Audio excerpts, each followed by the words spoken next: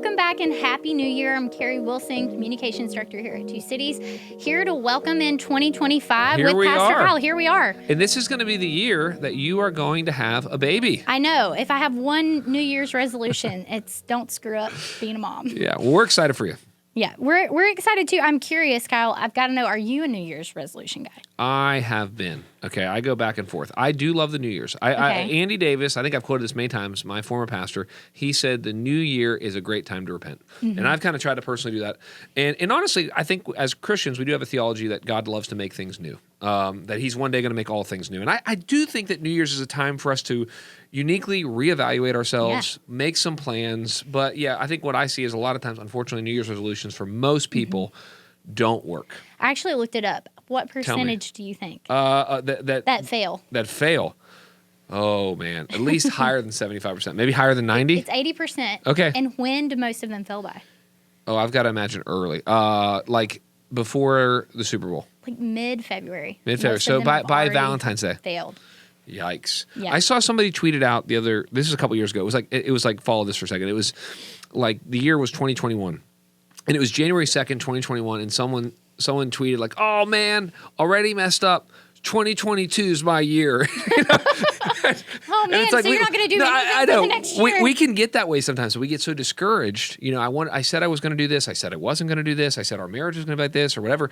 And I do think it's about, we talk about this here at our church, failing forward. Yeah. And continuing to go, okay, I'm going to pick myself up. I learned some lessons. I'm going to ask for more grace, and I'm going to, and then we can get into this today, making sure, was this behavior modification? Is this heart change? Yeah. Why do these fail? Like going into I'm going to quote Craig Rochelle. Okay. And Craig Rochelle, he's great. Yeah. He said something every once in a while. John Piper used to say, "Books don't change your life, sentences do." And I don't remember what podcast I was listening to by him, but he said basically, you don't need willpower, you need why power. And I was like, that is good. Yes, I'd like to tell you that that's mine, but that's not mine. but I think you could take that to New Year's resolutions and go, and actually it's very connected to vision. We have we have willpower a lot of times. And it works for a little bit. Like I'm going to go to the grocery store and I'm getting rid of this stuff in my house and I'm going to the gym and I'm setting my alarm and when we have willpower for only so long. And his whole thing is you need why power. You need the why behind what I'm doing. And I think what people lose is they lose the why, and the why to me is the vision. And that's good. And because of that, then they're like, who cares if I'm overweight and unhealthy? It's like they've lost the vision of investing in their grandkids at an old age and wanting to be healthy for that or something like that. Well, and that's one thing I wanted us to talk about is like, why is vision better than a New Year's resolution? Well, to quote myself, quoting Craig Rochelle, it's because we need why power, not willpower. No, it's because I think we do need vision. We need vision to. At the most basic level, we obviously need vision or we can't see where we're going. Yeah. It's just practically. But I do think we need something that we're aiming at. Yeah. If the definition of sin is literally, technically, it's an archery term, meaning to miss the mark. Mm-hmm. It's like, well, okay, are we going to aim at something? Because one of the temptations is we could miss. Or we cannot aim at anything, and then we never know where we're shooting or what we're hitting. That's good. So I do think that we need to have vision. I'm a big believer in journaling. I journal. I don't want to say I don't journal every day, but I journal often, and I journal at key moments. I'm sure I'll be journaling, heading into the rest of 2025 and going, okay, what is my life about? What do I want to see happen? Mm-hmm. And so I think you need vision, and vision is going to be one of the things that fuels everything else we do. That's so good. It makes me think about back when we really started. Prayer has always been an emphasis of our church, but when you really started catching a vision for what it could look like within the environments of our church, you were part of a cohort with Daniel Henderson. That's right. Good memory. And we were talking about how we pray and adding on that so that. So like you're asking the correct request and you have that so that. And I kind of feel like vision is that so that. Like what are we aiming for? Why are we headed there? And it makes that goal so much more meaningful. Yeah. Well, one way even to think about preaching. So there's different ways to break up what preaching is. And in part, what you're doing preaching is you're giving some vision. Yeah. But one way to think about preaching is, I tell young preachers, you want to tell them what, you want to tell them so what. Mm-hmm. So it's like, okay, here's what it says. So what? Like, and then now what? And it's like, okay, so you want me to do this? Do you want me to forgive? So what? Well, here's the kind of person you're going to become, and this is what's it's going to do to your family, and negatively if you don't do this. Yeah, like we talk about this all the time. We have to give people a counter vision and a vision, and I think when a person can do that, and it doesn't have to be a pastor, when a dad can do that, or mom can do that for their kids, or a spouse can do that for another kid, or a friend for a friend. You can, to quote Andy Stanley, okay? Andy Stanley, who's really good with vision, he said, vision brings the emotions of tomorrow into today. That's good. And so if you're like, man, what would it look like for you and your, what if you had the best marriage ever? I'm not talking to you, I'm just talking to someone. What if you had the best marriage ever at the end of 2025? And you guys loved each other and you were the best friends. And you start to paint the picture and people go, all right, what's the hard work I've got to do now? So now what are the things I have to do? Yes. Yeah. No, that's so good. Even when I was an English teacher, when we talked about thesis statements, it was like, okay, your thesis statement has to have that so that. Like no one wants to read or listen to what you have to say unless they know the purpose behind it. And that's really what we're talking about when we're talking about vision. But before we move on, I want to know, because you are a guy that sets good goals, not New Year's resolutions maybe, but you have goals for yourself. You select words at the beginning of the year. That's right. That's right. We're going to talk about that again as a staff. Yeah. Yes. What are some of the things that you're looking forward to, that you're excited about, that you're committed to going into 2025? Well, okay. So I'll talk back on 2024 maybe a little bit. So you mentioned 3 words.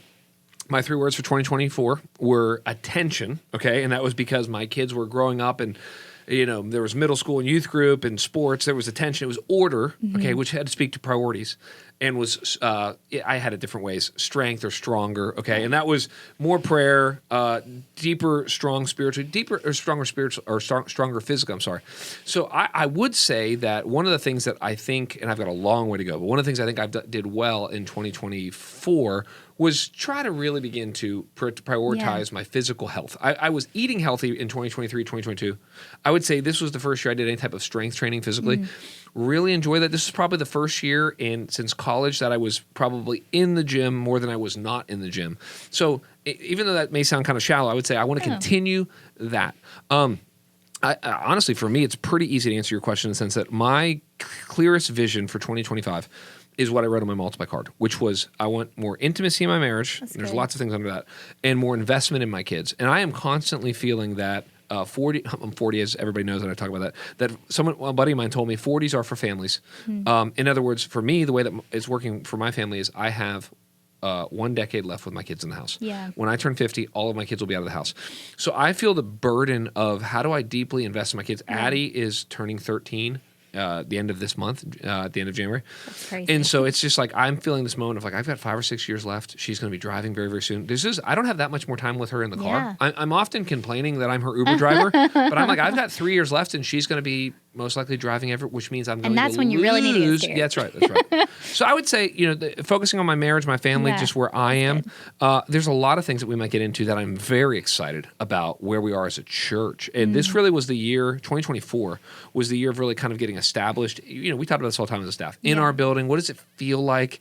And it's kind of like we if you use the illustration of a family, we bought this house and then we needed to kind of furnish it and figure out how we lived in it and how to have guests in it. Yeah. And now it's like, this is our home. We know how it works. And we're excited about, to use maybe church planning illustration, helping other people's get into their starter homes. So that's great. Well, thanks for sharing that. It's always fun to just get a picture of what other people are going Well, how about you, though? Well, I love what you did in looking back at your multiply card. Honestly, one of the things that I wrote on my multiply card, 2 of the things, one of them was surrender. Yep. And the other was spiritual disciplines. And for 2 reasons. I think going into 2025, knowing that just in a few short months, I'm going to be a mom. Oh, it's yeah. like, man, it's got to be all about surrender. I'm going to be sacrificing a lot. I'm going to have to practice a lot of obedience and reliance on the Lord. And, if anything of walking with my friends that are moms over the years, it's hard. Oh, yeah. And it's a different season of life, and it reveals lots of things about us. And I just want to be completely surrendered to the Lord and obedient to what He has for me. Yeah. And so that's one thing I'm committed to, is just like trying to walk in a way of surrender. And I think the other with the spiritual disciplines is like to do that and to work and to be a mom and all these things. Yes. Like I've got to be connected to the vine. And That's so right. really Well said. wanting to practice, not just getting into the Word, but like what does it look like to really together for Ben and I to have a day of Sabbath? Or I love it. What does it look like for me to carve out with a crying baby in the house? We'll practice beforehand, so maybe it'll be easier afterwards. to just have some quiet time alone, just to like sit and listen to the Lord. And so those are things I think the multiply cards hopefully have helped a lot of people think about their goals going into the year. And that's kind of where mine are at. I love it. Love it. Yeah. Well, Kyle, speaking of the beginning of the year, Vision Sunday, we start the year almost every single year from the beginning of the church. I think maybe a couple years we didn't do it with a Vision Sunday. You could launch into a new series. A lot of pastors just jump straight into a new series the first weekend back. Why has it been important to you to stop what we're doing and just focus on this vision for the future? Well, a couple things. One, it was interesting because I kind of did this with this Vision Sunday that we just had. I'm, very excited about. What's interesting for me as I think about it though is we kind of had our another Vision Sunday when we launched the Multiply Initiative, which was its own kind of like, so this would be a year where we had one at the beginning of 2024, kind of one at the middle of 2024, now one at the beginning of 2025. So why do we do these? I mean, honestly, there's many reasons. I'll give you a couple, but one of the reasons is if I can say this, I kind of do it for myself in the sense that someone told me one time that, and this is not, I'm not thinking of anyone pastor, I'm not knocking on pastors, but I heard a leader one time, he said, the reason that pastors don't do Vision Sundays is if they got up there, they would have nothing to say. And I was like, and I heard that. I heard that, and I was like, I don't want that to be me. No. I'm a young pastor still, but this was early on. This is before we ever did Vision Sunday. I thought, if I got up in front of the entire church and I had a week to get ready for it, maybe or whatever, could I really talk about a vision? So in one sense, it is so that every year, I'm like, man, where are we? We talk about this. We want to know. We want each person to know where are we headed. And what is my place? Like I really want, like, whether it's the single mom, the teenager in our church, the older couple, I think of all the different types of people. I want them to go, where are we going? Now that's easier now because we're all in the Multiply Initiative. Some years it's like, well, okay, we're in a new calendar year. Are we just indefinitely doing sermon series, or are we headed somewhere? So I think for that there's my own personal heart to go, all right, God, where are you leading us? And Holy Spirit, speak to me, and what word do you have for our church in this moment? There's also, I think Vision Sunday is a way to go, hey guys, and we may talk about this, but here is the calendar for the year. Because just like any family who's going to, any husband, wife, or if the family's larger and their kids are older, if they get around and talk vision, they're going to have to talk calendar. And it's kind of exciting. It can be stressful too, but it's kind of exciting when you break out the yearly calendar and you go, when's our vacation? Or where are we going for Christmas this year? Or are we doing anything for so-and-so's turning 16? Are we doing anything special? And that's kind of what we're doing as a church. We're doing it behind the scenes a little bit for the 3 or 4 months leading up to 2025. And then we're going, guys, we got a marriage conference. Guys, Heights is coming back. And even just to say, hey, guys, please don't miss Easter if you can, if you can't, if you can be in town, please be here. And so I love going, here's some big things, here's some big speakers, here's some surprises. And I think for me also, if I could just be honest, we're always trying here to be both pastoral, and I don't think these are in what's intention, or they might be intention, but they're not at odds. To be pastoral and to be professional. And so I think a lot of times under the guise of pastoral, it's like, well, we're just going to love people, and we're just going to pray, and we're just going to preach the Bible. Yes, we're going to do all three of those. But we're also going to have a vision and a budget and a plan and some goals and some events. That's good. And we're going to just tell everybody a year and ahead. Like, we want to tell everyone a year ahead, hey, guys, here's when the mission trips are this year. We just want you to know. And especially if you've got teenagers, we want you to know the 3 big events for your students. And if you're a college student, or if you're thinking about A1A, we want you to know when it's happening. So a lot of it's to bring awareness to all the exciting things happening in Life for Church. That's good. Yeah, and I think in a lot of ways it realigns and re-engages our church with where we were already going. Like you said, we've already been in Multiply. How long now? We started in September, so it would be September, October, November, so 4 months. 4 months. So it's 16 months, so we are a third of the way through. But that's a long amount. That's a long period of time. We are a quarter of the way through. A quarter of the way. Yes. It's a long amount of time, 16 months. And we need to be reminded again and again where we're going. And so in a unique way, with this Vision Sunday, you were able to kind of re-engage people with this idea of Multiply. And I think that's important because as they're starting out their new year, we want them to think about, like, okay, what did I write on my card like several months ago? What did I commit to? Have I forgotten about it already? Well, and the principle on that is, I learned this from somebody else a long time ago, is that vision leaks. I love that phrase, vision leaks. And I think the reason is, we talked about this a little earlier, but vision is about tomorrow, but life is about today. So whenever you talk about a vision for someone's marriage, like you could sit down with a married couple and you could give them such a clear vision for their marriage that they may, but if it's going well, sometimes people will cry. And they'll hold their hands as they walk to their car and everything, and then something will happen as soon as they get home. Yeah. And everything that they were like feeling for the future gets swarmed up by what's happening today. And I think part of our job as staff and leaders is to keep being honest about today, but having this massive view of the future. I mean, in some ways you could look at I didn't necessarily teach it this way. In some ways, maybe we'll return to this sometime, but you can almost look at the Sermon on the Mount as this idea of aim as high as you possibly can. He gives this vision of store up treasures in heaven, all this. And then he says, don't worry about tomorrow. Focus on today. And so I think in the person who's rightly oriented, they are very, if this makes sense, they are very future oriented, but then they're intensely focused on this day. It's like the easiest example is, somebody says, I know where I'm trying to go physically with eating and exercise and health, and I got it. I see it 6 months from now, and I am so focused on what I'm doing today only. That's good. Does that make sense? And so that's what we're trying to do. And I think it connects to the fact of like thinking about why we do this every year instead of every 5 years. Yes. Your vision, your mission never changes. Our mission, and we'll talk about that in a second, as a church, it never changes. That thing is a constant. Yes. Partially because a mission, there's not much variety you can get in church mission statement. If so, you're probably not reading your Bible. It's going to be something that sounds almost exactly like the Great Commission. Yeah, and so that stays very similar. But vision kind of connects that future to today. Like this is where we're at.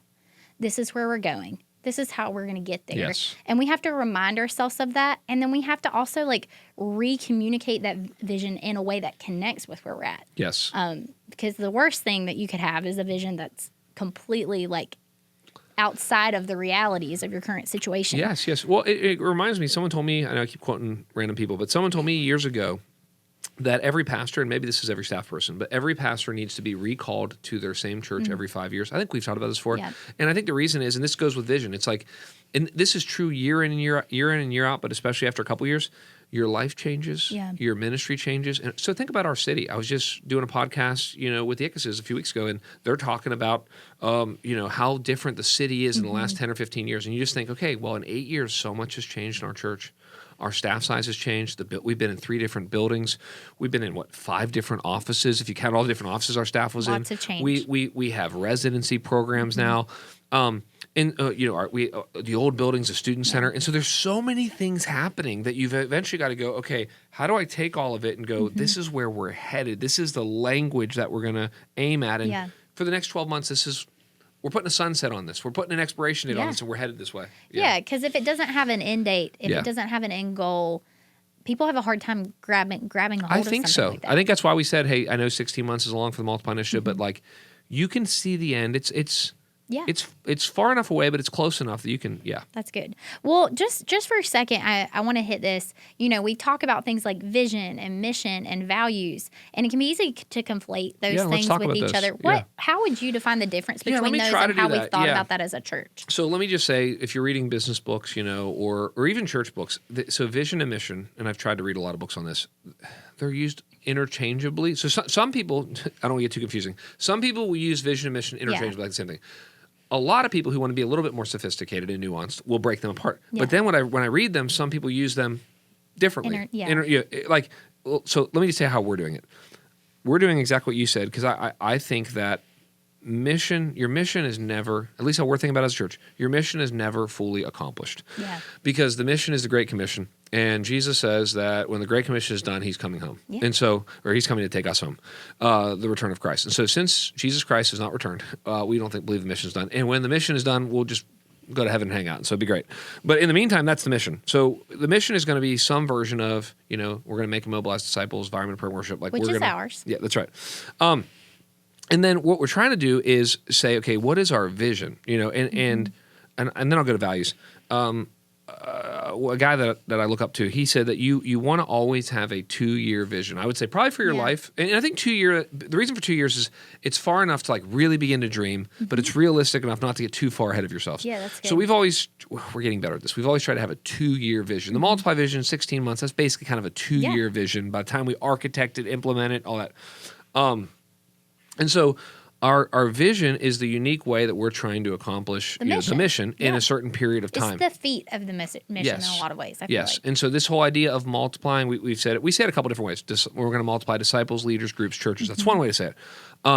To get even more specific, we've said we're going to multiply at multiple levels. To get even more specific, we took each one of those levels, which we don't need to go on. We did a whole podcast on this, and we say this is how we're going to multiply at that level. Now, our values. Here's the way I think about values. You have beliefs. I would say beliefs are at the bottom. Okay. And then there are values, and then there are behaviors. And so beliefs are, Christians have tons of beliefs. We have so many beliefs. I mean, every statement of faith, anything the Bible says, we go, okay, I guess that's what Christians believe. We believe this, okay?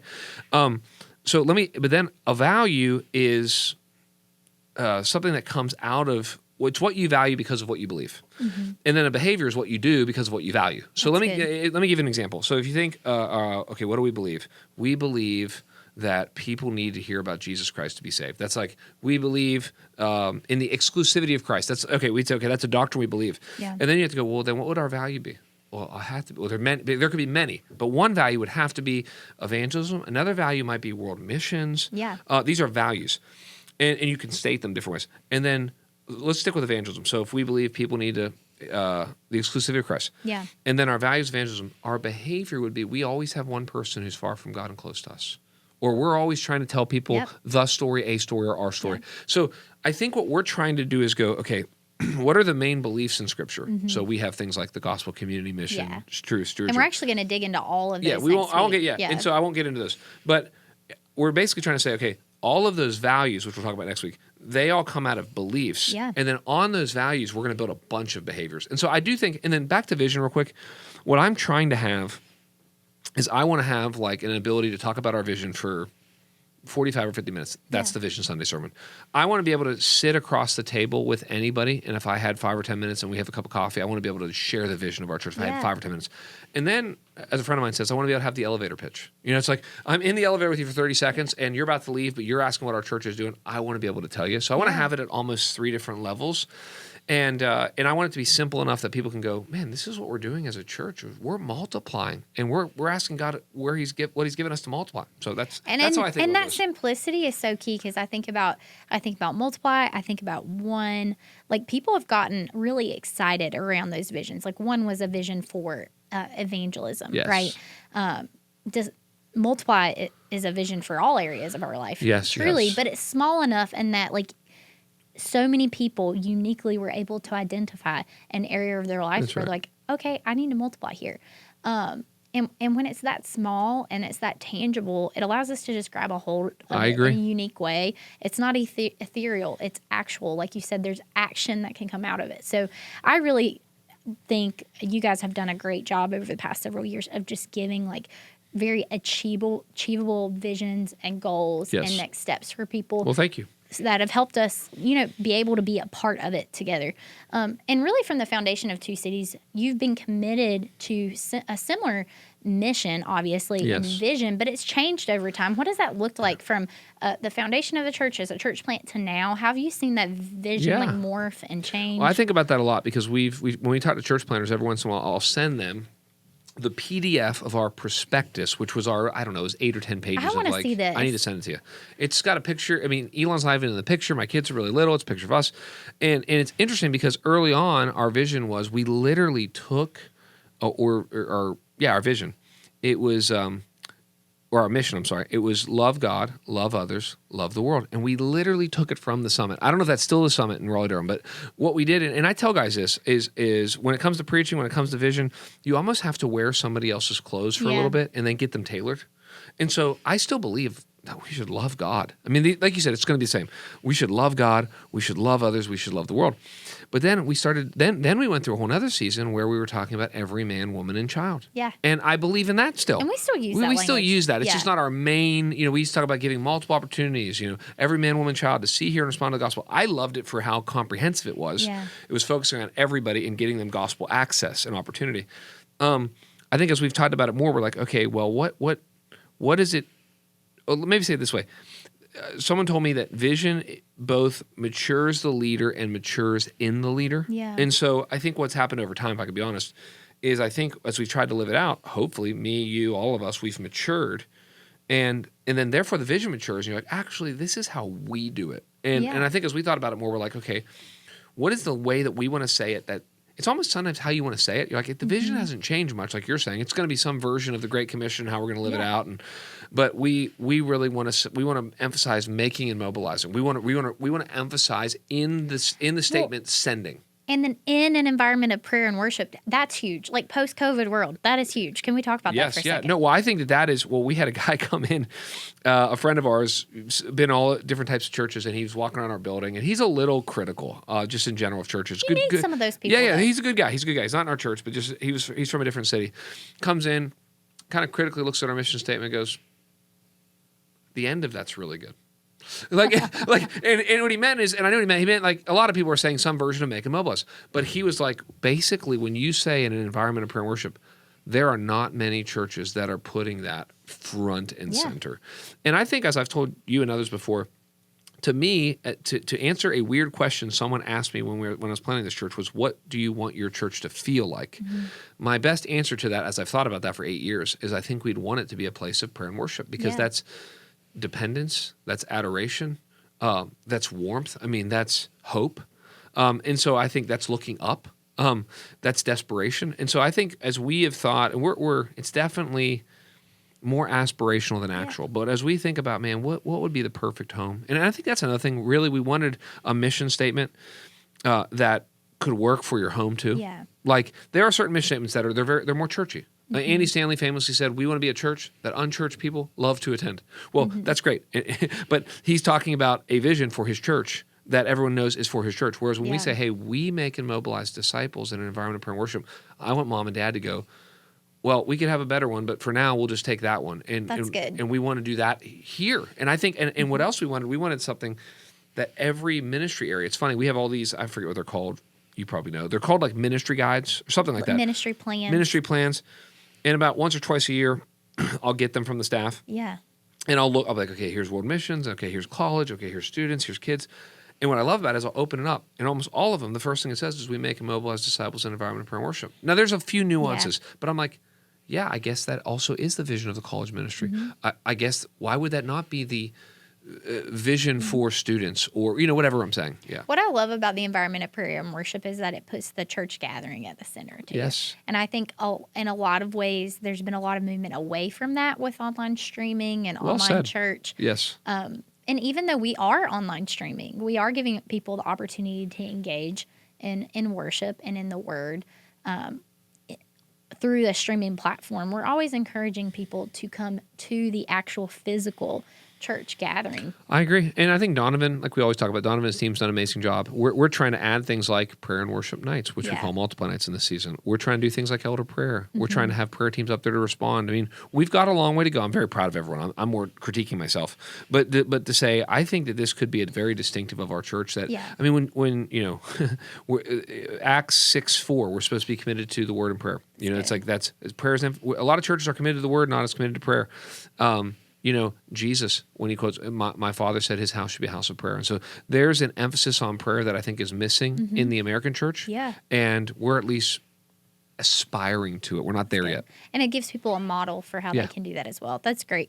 Well, I know that was kind of like a tangent there. We'll jump back in. But I'm curious how you've seen churches and pastors get vision casting wrong. What are some of the faux pas? Well, I appreciate the question. I don't know if I know a ton of them. I think that, there's certainly what's called, what do they call that? Vision creep and vision drift, where you basically you don't stick with the vision, which is very easy. I would say what I see pastors doing, and I'm tempted to this myself, is because pastors, we read a lot of books and we listen to a lot of podcasts, and there's a lot of there's a lot of other pastors we can look up to, and we can get in a cohort somewhere, and we can go to maybe someone's in seminary somewhere, they go to a conference, and it's I've seen this for years that pastors, or it could be staff of different ministries, we continually have all these new ideas, and which is great. You need that. It's the chaos of potential.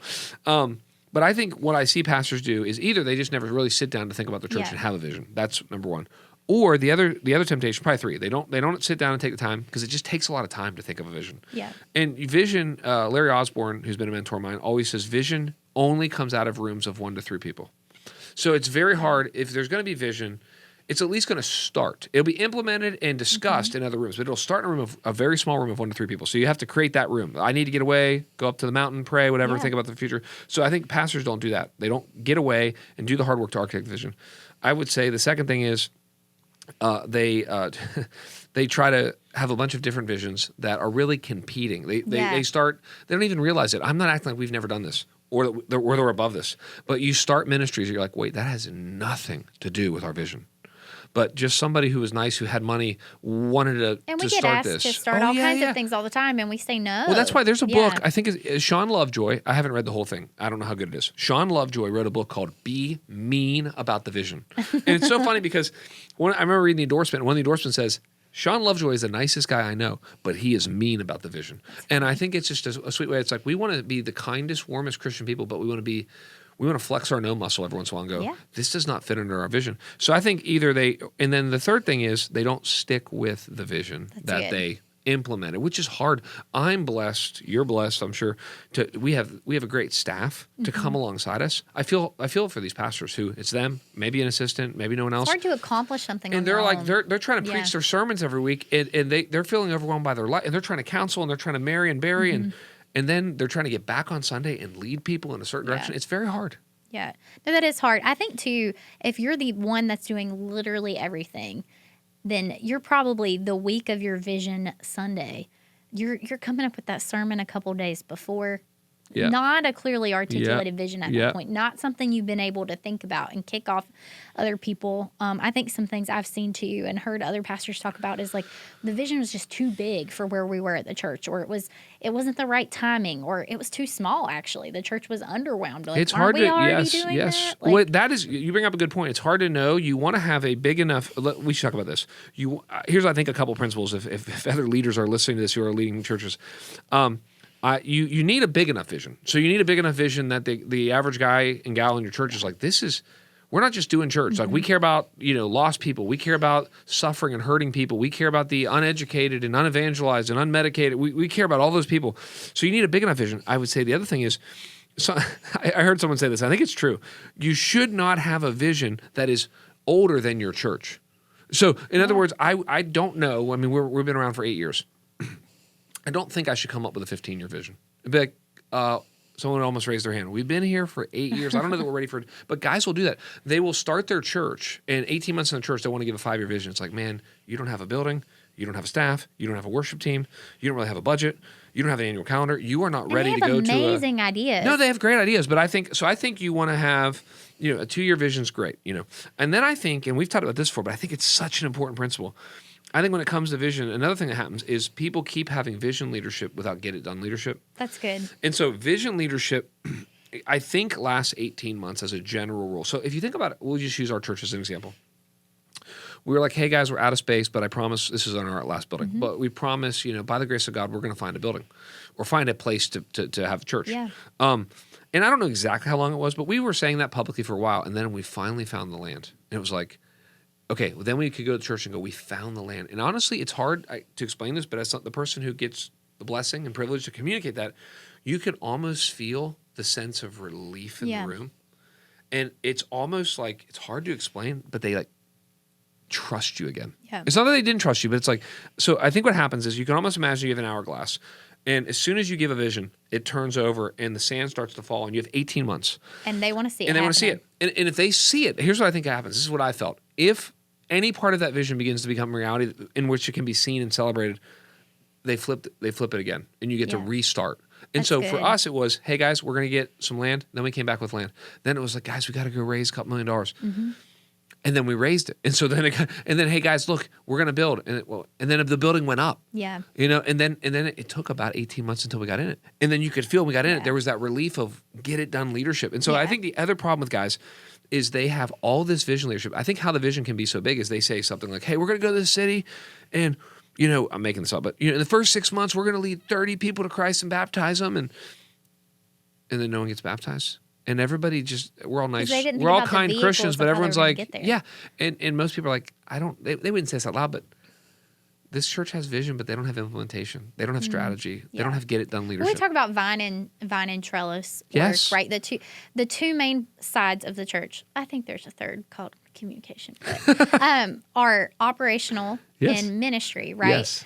Your ministry, they're the ones out there like doing what we would traditionally think about when we think about someone who works in a church, right? Yes. But then you have the operational side of things, like Pastor Dave, Yep. and our ops team and our communications team, like our production team, that are people that are like kind of in the weeds, like making things happen behind the scenes, so that this ministry that's happening out in front of everyone else can be successful. And you have to have both of those things. And I think a lot of churches early on overemphasize the ministry, which is so important, but they don't have that organizational structure that's going to help them bring it to reality. They don't have the systems and structures to get it actually done. Yeah. That's right. And then the other thing I was thinking about too, and this is more something I want people to hear, just because I love you guys, is that sometimes when we communicate vision in one season, we have a vision for one thing, and the next God humbles us and is like, actually, I'm going to have you go in a different direction. Yeah. And that's not you being inconsistent. Yeah, that's right. That's not you just changing your mind willy-nilly. That's you being obedient to the Lord. And I think sometimes there can be criticisms within the church when it seems like a part of the vision of the church is shifting or changing, or you said this and now we're doing this. But I think we want to have compassion for our leaders and our pastors, and recognize that they're submitted to the Lord as well. And yeah, Pastor Dave loves to say we reserve the right to get smarter. And so I do think there's like, hey, we've learned some new things, and we've grown in some new areas, and God's opened up some new doors, or we failed in some areas and we're humbled, or the Holy Spirit is laying something on our heart, or this is a unique cultural moment. So that's why we what are the stages? They talk about plan. There's more than these. There's plan and there's promise. There's a couple other stages, but we always try to bifurcate each year with our vision. This is a vision plan. It's not a vision promise. It's more than probable. Like it's but I think hey guys, because every year, what I found is almost every year something on the plan changes. Not usually majorly. Yeah. But something changes slightly. And what I found, because our church is awesome, is that, and I know you know this, but a lot of times the church loves that because they're like, oh my goodness. You guys were sensitive to what the Lord was doing. That's such humility. Yeah, you completely are. I love that you scrapped this to open up this, to go here, to try that. And so, yeah. Well, and we're going to talk about this really just, I feel like in a handful of weeks about campuses. And that's another area. It's like, we have to, I mean, I personally saw the humility of you guys and saying, hey guys, we thought we were going to go in a different direction with this initially as a church, but the Lord has shown us that this is the way forward. This is how we have Lexington happened to us completely with some great lay leaders who gave us the Macedonian call / Lexington call and said, come on down here. Yeah. And then every time we shoulder tapped them and said, tag, you're it, they ran with it. So good. So good. And I can't wait to talk more about that. We need to. We don't have a ton of time left, and there's so many things I want to talk about, but I think, if anything, I want to talk about just for a second how people can practically apply this to how they set vision and direction for their own lives.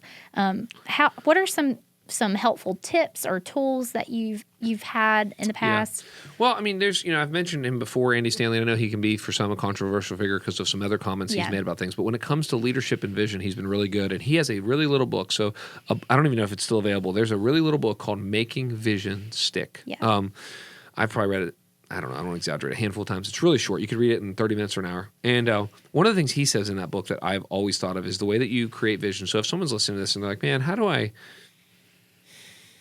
create vision for my marriage? How do I create vision for my family, my health, whatever? He would say you just have to do three things. You have to say, number one, what is the problem I'm trying to solve? And I think that all vision comes out of a problem I'm trying to solve. And so to use the just example that I'll switch examples. The problem, our family is not very Christian when we're together. There's not peace in my house. Okay, and then he says you got to really define the problem, and then you have to say, what is the answer? Yeah, and you have to be honest with yourself. What is the answer? The answer is I need to travel less, or the answer is we need to do family meals, or the answer is I need to lead. I need to stop. Whatever. And he says you have to be really clear about your answer. And then this is I think I think this is why he's so good with these three stages. So what is the problem? What is the answer? And then his third stage is why does it have to happen right now? That's good. And that's because everybody's kind of like, oh yeah, I should probably lose weight. We should probably work on our marriage. I should probably stop doing this thing I shouldn't be doing. It's like, but I'll do that in 2027. It's like, and if you can almost, and I think one of the things I'm learning as I'm talking to you, I'm learning myself in verbal processing is I think the reason people don't have a lot of vision for their lives is it takes time. It does. Yeah. It takes getting up, I'm making this up. It takes getting up at 5:30 if your kids are getting up at 7 and going, I'm going to think for a couple days, and part of my devotionals, I'm going to read a couple verses, and then I'm going to journal about my life, and I'm going to do the hard, honest work of going, Lord, help me in this area of my life. And, because one of the things that I did, I did this thing. I had the opportunity to go away for, it was like about 4 or 5 days. This was three years ago. And I did this thing called Unique. You've heard me talk about this. I've done Unique. Yeah, you did it locally. I went down to Florida and did it with this group of pastors. And this guy, I went down there and I was like, this is not a joke. I've never been in anything like this before. It was 4 nights there. It was half a day Monday and it was half a day Friday, but it was 8 to 5, Tuesday, Wednesday, Thursday. Probably 50 pastors. Intense. That's a lot of time. Yeah. I hadn't been in school in years. And we literally would get in there. And he would be like, all right, guys. I remember this. We'd sit down and he goes, okay, here's what I want you to write about for just 5 minutes. I want you to write about what keeps you up at night. And I'm like, okay, for 5 minutes. And then he'd be like, okay, all right, guys, take a quick break. Okay, I want you to write about what gets you up in the morning. That's something different. I was like, okay, what gets me up? And so he would just, this, he would just work with you. And I remember, and then, he would say things like, okay, I want you to write about the problems in your family. I want to write you, and you'd have to do all this. And sometimes, I'll be honest with you, sometimes you can't do it by yourself. You need some friends. You need your spouse needs to be in it. You need an accountability group. Your DNA group needs to do it. But I remember at the very end of it, I don't know if I know you know this. I don't know if I ever shared this on the podcast, but this was 3 years ago, and they said we want you to come up with a 3-year vision. And I thought, oh my goodness, I'm going to be 40. I was sitting there, I'm like, I'm going to be 40. Like I was 37 at the time. Like I'm going to be 40 years old. 3 years from now, what would be my 3-year vision? And I've been trying to live this out ever since, but it's by grace and grit. Or I will be winning across every major dimension of life, and it will be beneficial to all and visible to all. It's on my desk. And so, in other words, to me, it's like that took a long time. I'm not trying to pat myself on the back, and I'm not living it out like I want to be, but it took me a long time to go, okay, grace and grit, because God's got a role and I've got a role. Winning. Why did I choose winning? Well, I don't want to lose, I think there's a healthy competition, and I think in winning can mean celebrating, and winning can mean teamwork, and then every major dimension. Well, I started to think about the things that really mattered in my life, and then I ended with, I want it to be beneficial and visible to all. So visible was I want it to I want to grow so much that other people can see, and I want to grow so much that it's. Yeah. I tried to at the end be like, I don't want this to be selfish. This can't be about me winning across. It's like one of those for the glory of God and the good of others. It's like if honestly, and I believe this, it's like if you become the best, godliest version of yourself, how could it not make everybody around you better eventually? And, and it's like, and so I had to get there. That's a rabbit trail. But just to say, I had a season of my life, and probably need to do it again, but I had a season of my life where I had to do the really hard work of going, who am I? What is the vision of my life? Where am I going? Where am I headed? I had to do some of that work before we planted this church. I had a little bit of, I wouldn't call it a crisis of faith, but I had a quarter life crisis. If I'm going to turn 9, if I lived I won't say third life crisis, whatever it was. I was around 30. You were in your 30s, yeah. And late 20s, early 30s. But I had to kind of re-architect and go, well, what is my life going to be about? Or am I going to stay in ministry? Am I going to go work for my dad? And so that was another, in some ways, a vision is a fork in the road. And that's go good. Kind of like, which way am I going to head? That's really good. I think some things that I've seen other people do that I would like to adopt as well is like going away with your spouse for a weekend. Yes. And just using a plan. There's lots of good plans for like vision casting for the year. I know when we got married, I think I've mentioned this before, you had us do the reverse engineering your life. Very good. But there's other ones out there. I think, Jefferson Bethke and his wife have some really good questions. I think, actually, Julia, who's on my team, she uses that every year to look back and look ahead. And so there's some really good resources that are out there to help you think about it. And I think going, if you're married, with your spouse away, leaving your kids back at home, having somebody help you out, watch them, 100%. Going somewhere, enjoying each other, and setting aside intentional time, you're not going to regret it. Couples that meet once a month to talk about the goals again and their budget and all these different things. And it's like the family meeting. These things can help you kind of stay aligned with that vision so that 100%. You're not in February losing your New Year's resolution. You're bringing up the point that we talked about, I think in one of the sermons recently, but working on your life or your marriage or your parenting or your finances instead of just in it. And I do think it's very, it doesn't come natural to just go, I got to get out of this because you might go, I got to take a PTO day. Someone's got to watch the kids. We got to spend some money There's to always go an somewhere, excuse. and there's all these barriers or a lot of times, you mentioned couples. I mean, if you have not been talking, I'm not saying you, if a person has not been talking to their spouse about vision and future, I would say the chance that someone's going to cry on talking about it is almost 100%. Yeah. I mean, it's somebody's because you're going to go, what? I thought we were living in this house forever. No, I had the vision that we were going to sell it. What? We're done having kids? No, I wanted to have one more kid. Yeah. You wanted to retire then? I didn't think you want to go back to work. You don't want to. So all these things that you assumed about each other ends up coming out in reverse engineering your life. I want to look into the Jefferson Bethke one. I think what they do too. I'll say one last thing. If you can get a good book, or reverse engineering your life for some of these other resources, which I don't even know if that's available anymore. But I know I know you have a copy of it. Yeah, but I think what it does, and I think I told you this when you guys got married. It's almost like a mediator, because it's really hard to just go to your whatever you call. Ben, whatever nickname you have for him, but it's hard to He's go. just Ben. Just Ben, okay. But if someone says, "Hey, honey," it's hard to go. I would like to talk to you about a bunch of personal stuff that we haven't talked about. But if you're like, "Hey, look, hey, Section 4 says we should talk about finances, and it gives us 3 questions to ask." So it's like, it's great. Great, let's do it. You're not asking me that. This piece of paper is mediating our conversation, which could be really helpful. Well, before we got engaged, there was a book like 100 questions. I can't remember what it's called. It's something like 100 questions to ask before you get engaged. And we would just go on walks and we would talk through the questions. And it's like your vision planning for the future. You're seeing where you're aligned, where you're not aligned. So there's things for every stage that you're at. I think that can be helpful in directing your future. But we also want to come alongside people as a church and help give some direction. And I think that's why, we gave people a year to multiply, those a year at a glance stickers on Vision Sunday. We want people to make part of their plan and their vision for themselves to be their church, their families, and themselves being uniquely and committed to gathering and being involved in the church. Can you just speak to that for a second? Yeah, I mean, we kind of said this at the beginning, but I'll be short. But basically, we know that the family calendar is very important. Every family knows that. Hey, we've got certain events. We're not going to, we're going to, when it comes to Christmas or birthdays or anniversaries, we're going to really prioritize them. If there are certain family vacations that we always do, in fact, every family usually needs to, as soon as there's marriage and stuff, are we getting Thanksgiving? Are we getting Christmas? Where are the grandkids? We're just trying to say, hey, guys, in one sense, every Sunday is super important. I don't want to overstate it. People are gone. People get sick. I get all that. But in one sense, I want people to feel like we're trying to create a church where people go, I do not want to miss Sunday and I don't want to even have to watch it online. I want to be in the room, when it happens. But we're also trying to say, hey guys, there's some really big things. So for example, our marriage conference would be a way to go, hey guys, if we've talked to Kyle, me, I guess I've talked about marriage a lot this year in the marriage series.